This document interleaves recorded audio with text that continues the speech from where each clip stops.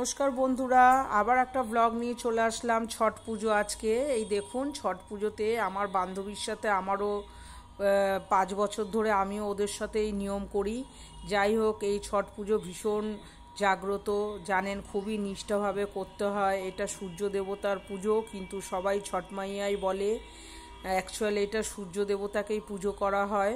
তো এখন বিকেলবেলা আমরা যাচ্ছি, 3:30 বাজে, কেননা এখন তো শীতকাল, তাড়াতাড়ি সূর্য অস্ত যায়, সেটা আপনারা জানেন। তো এই আমরা পুকুর পাড়ে চলে এসেছি। প্রচুর ভিড়। এইটা নাগের বাজারেই এই পুকুরটা, প্রচুর অন্য অন্য জায়গার থেকে সবাই আসে। তো যাই হোক, সবাই খুব নিষ্ঠাভাবেই এই পুজোটা করছে। যতক্ষণ না সূর্য দেবতা অস্ত না যাবে ততক্ষণ জলেই থাকতে হয়। তো ও জলেই রয়েছে। সব নিয়মগুলো আমি করে দিয়েছি, এখন আমি ওপরে দাঁড়িয়ে আছি। আর খুবই ভালো লাগছে, অনেকের সঙ্গে মানে চেনা পরিচিতি হয়ে যাচ্ছে। হ্যাঁ, তো এই হচ্ছে ব্যাপার। এরপর এই পুজোটা যখন হয়ে যাবে, এবার আস্তে আস্তে ঘরের দিকে চলে যাওয়া হবে। এবার গিয়ে সেখানেও অনেক কাজ আছে।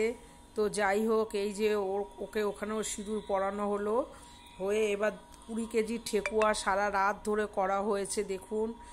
তারপরে সারা রাত কেউ ঘুমায় না এই পুজোতে। এবার সকালবেলা এখন বাজে হচ্ছে 4:30।